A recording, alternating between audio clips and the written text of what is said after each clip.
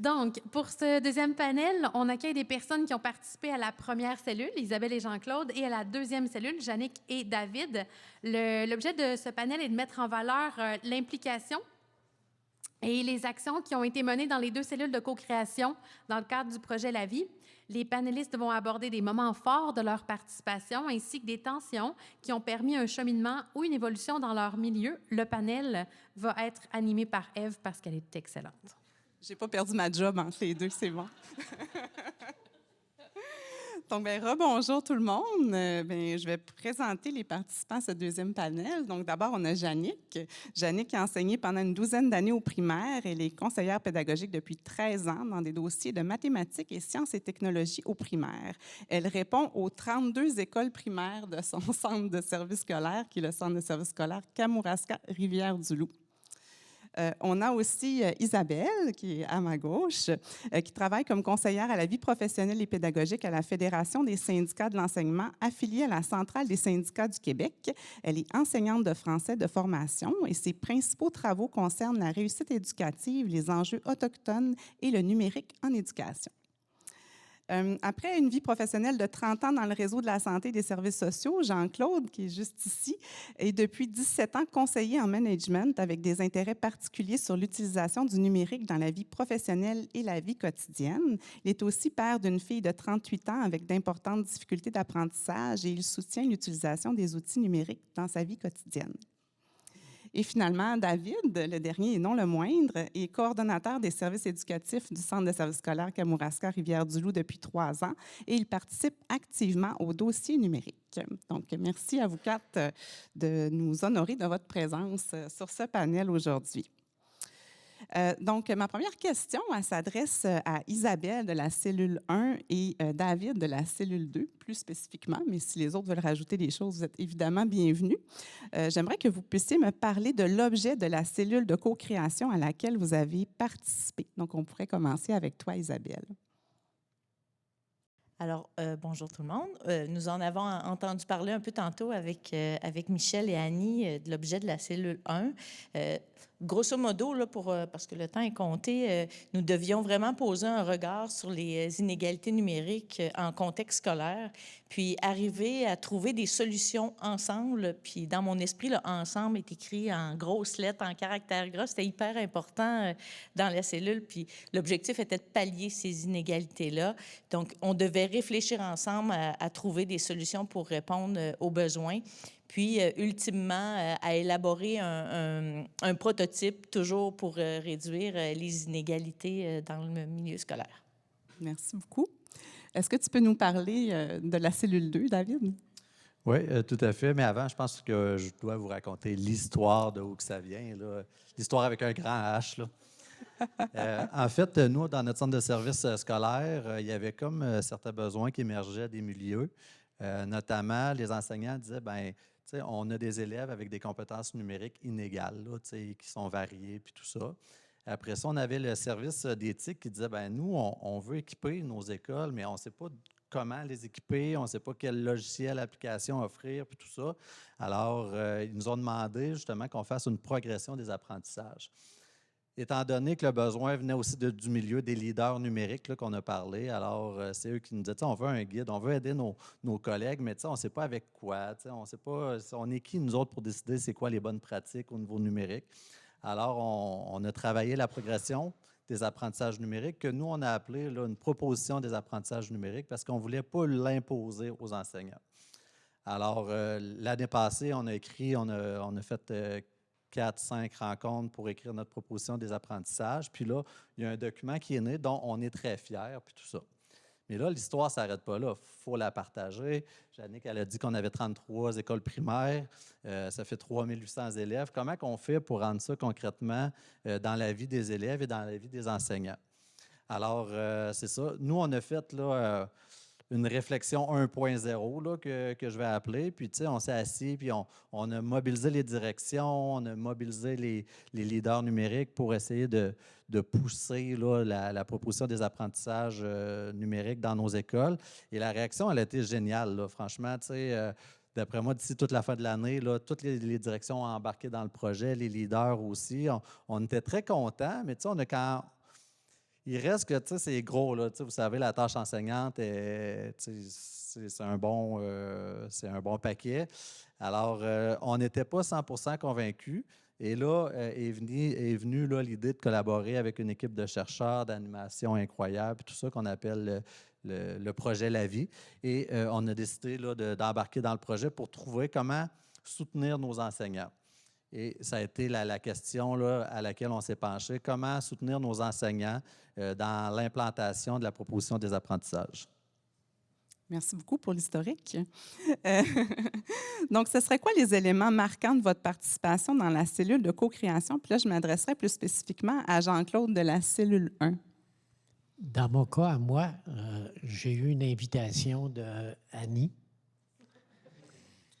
Et je suis quelqu'un qui est à l'extérieur du système d'éducation. C'est sûr que je fais comme de la formation, mais j'ai toujours une préoccupation importante sur l'apprentissage, justement, à cause des difficultés de ma fille. Ça fait que quand j'ai été invité là, on va dire, j'ai rentré dans la salle, puis ce que j'ai vu, c'était des gens du syndicat, des gens du ministère de l'Éducation. J'ai vu des gens qui n'étaient pas nécessairement des enseignants. Et c'est ce qui m'a frappé de plus. C'est ce que j'ai trouvé de plus intéressant. C'est la diversité des intervenants, des points de vue par rapport à l'amélioration de la compétence numérique. Particulièrement, comment est-ce qu'on peut faire de la mobilisation au niveau du personnel enseignant. Ça, c'est le premier élément qui m'a frappé. Le deuxième élément, ça a été plus la partie taille du groupe. Un groupe trop petit, tu ne sors pas assez d'informations. Un groupe trop gros, tu meurs dans l'information ou dans les discussions. Ça fait qu'à 9, 10, on va dire, ça permettait justement à tout le monde de s'exprimer, de donner ses points de vue, des points de vue différents. Ça a été le deuxième élément. Le troisième élément, ça a été l'animation. L'animation et la façon dont l'animation est faite. Il faut comprendre que le processus de design thinking, c'est un processus qui est assez nouveau dans la prise de décision. On était habitués à des processus top-down. On a un programme, mais nous descendons le programme, puis on fait en fonction de ça. Et là, on était carrément à une autre étape. On était en train d'essayer de monter quelque chose pour faire bouger du monde. Ça fait que cette mécanique-là a été aussi importante. En tout cas, moi, c'est quelque chose que j'ai apprécié par rapport à ce que j'ai vécu dans d'autres milieux ou dans d'autres réseaux. Et le troisième élément, c'est l'encadrement qu'on avait qui nous a obligés d'aller sur le terrain. Ça fait que là, on dit, ma formule à moi, on dit, ça a été d'aller voir les gens de l'éducation chez nous pour leur parler des compétences numériques. On va dire. Et quand je rentrais là, on va dire que j'étais un intrus parce que je n'étais pas issu du milieu de l'éducation. Mais je posais quand même des bonnes questions parce que c'est des questions qu'on nous demandait d'aller sonder dans le milieu. Ça fait que cette mécanique-là d'aller voir l'utilisateur, que ce soit l'étudiant ou que ce soit l'enseignant ou que ce soit le conseiller pédagogique, le fait d'avoir fait cette mécanique-là, on dirait, a été aussi significatif. Et ce que j'ai compris en arrière de cette mécanique-là, c'est il ne suffit pas d'assir du monde ensemble, il faut aussi que les personnes qui sont assises ensemble soient animées. Il y a un facilitateur et le processus qui a été utilisé, le design thinking, a été fondamental. Merci beaucoup. Est-ce que, Jannick, pour la cellule 2, tu aurais des éléments à ajouter comme moment fort de ta participation? Bien, je vais faire du pouce sur ce que M. Jean-Claude... C'est ça, M. Jean-Claude? C'est Jean-Claude. Jean-Claude. Je vais faire du pouce sur ce que JC vient de dire. Parce que chez nous aussi, avec la cellule 2, le fait d'avoir une équipe diversifiée, même si ce n'était pas diversifié de la même manière que chez vous. Nous, on était tous du domaine de l'éducation, mais on avait Franco, notre formidable Franco, qui était représentant des élèves. Fait qu'on avait une gang d'adultes, bien pensants, là, mais on s'est assuré d'avoir un élève. Au départ, on en avait plus qu'un, mais Franco a persévéré. Bravo. Ça a été vraiment fondamental pour nous d'avoir son opinion à partir du moment où il a été au primaire, parce qu'il faut dire, ça a été un élève de Monsieur David, qui est maintenant rendu au secondaire. Ça fait que tout son cheminement scolaire à partir du primaire et du secondaire, il l'a généreusement partagé avec nous relatif au volet numérique là, de ses apprentissages. Ça fait que pour nous, ça a été vraiment chouette.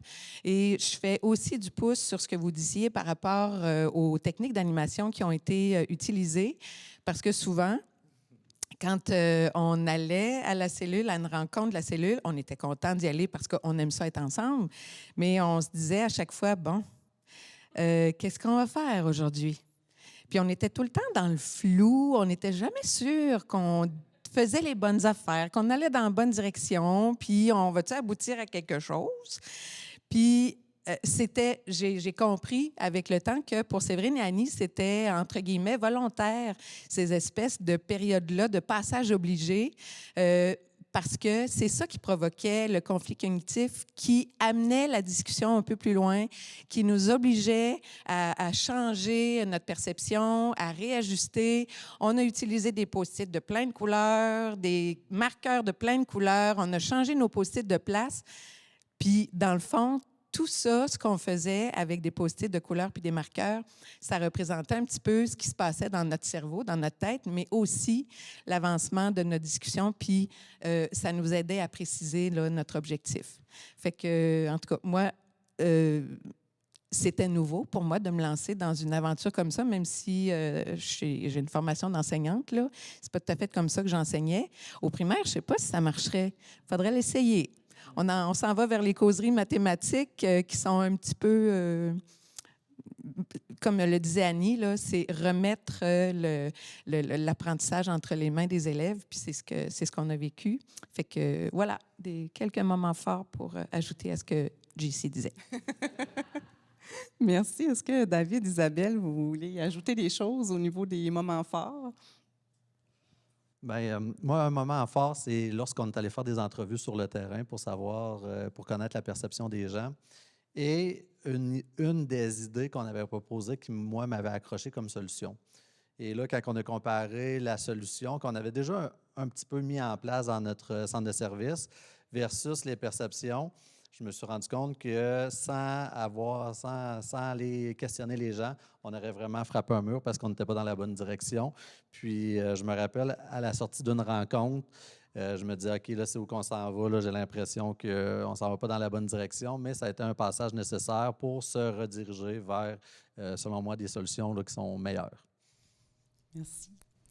Moi aussi, parmi les moments forts, c'est quand on avait fait nos propres entrevues avec, moi, je les ai fait avec des profs principalement, mais quand on partageait ça, après ça, avec les membres de l'équipe, c'était le fun d'entendre les autres, puis c'était le fun aussi partager ce qu'on avait vécu. Parce que des fois, moi, je sais pas, j'avais des attentes, je me disais, les profs de primaire vont répondre telle chose, secondaire, telle chose, mais c'était pas le cas tout le temps. Puis je trouvais ça vraiment le fun, le partage, puis les contradictions, des fois, puis des contradictions intéressantes, là, on chemine là-dedans.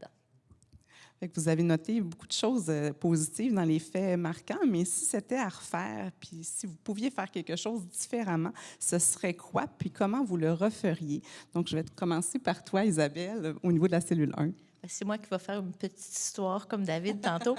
Moi, je suis arrivée un peu après le début des travaux, donc tout le monde, je ne savais pas, là, tout le monde s'était vu une première fois en personne. Alors moi, j'arrive. Lors de la deuxième rencontre, je sais que je participe à une cellule, mais je ne sais pas trop c'est quoi une cellule, mais à une rencontre de travail sur les inégalités numériques. Je pars avec ça. Là, j'arrive la première fois, on est sur Gator, si je ne me trompe pas. Là, je vois des petits bonhommes qui se promènent partout, puis là, qui vont dans des salles. Puis là, je me dis, mon Dieu, où suis-je? Je ne savais pas. Puis là, j'ai écrit à Annie, j'ai dit, c'est quoi ça? On fait quoi? Puis je suis où? Donc, mais bref, j'en ris aujourd'hui.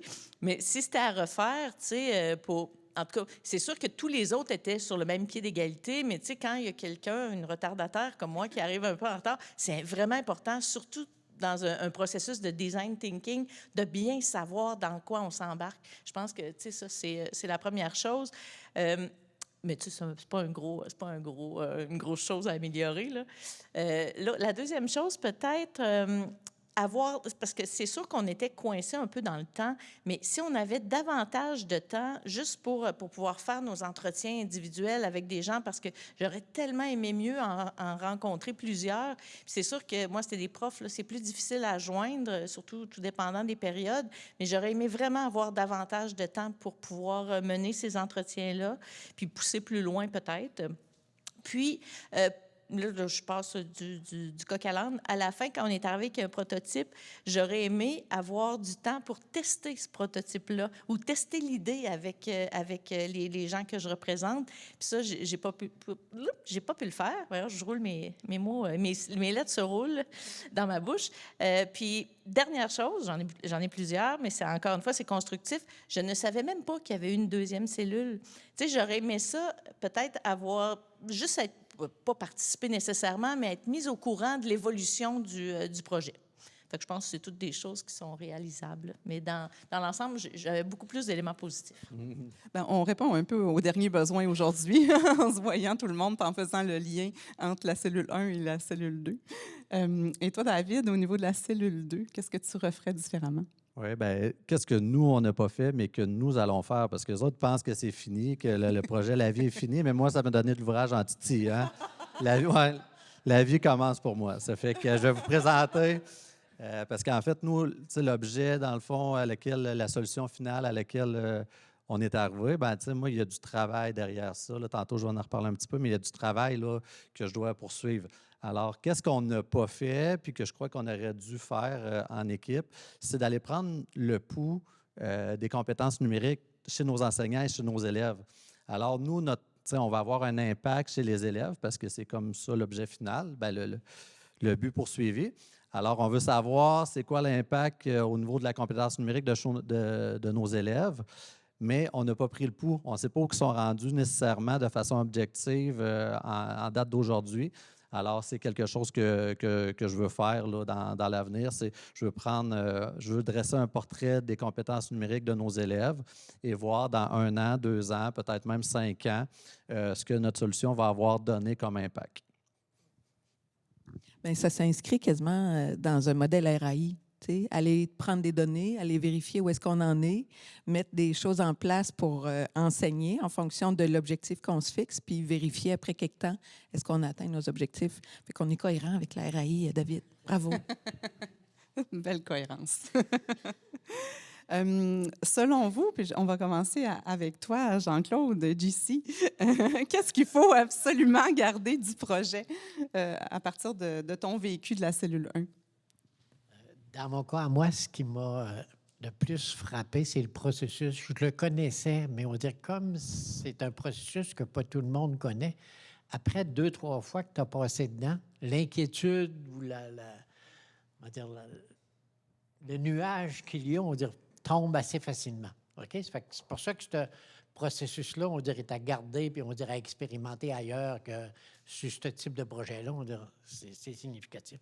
La deuxième chose, c'est le fait d'avoir eu comme 2 volets à scruter.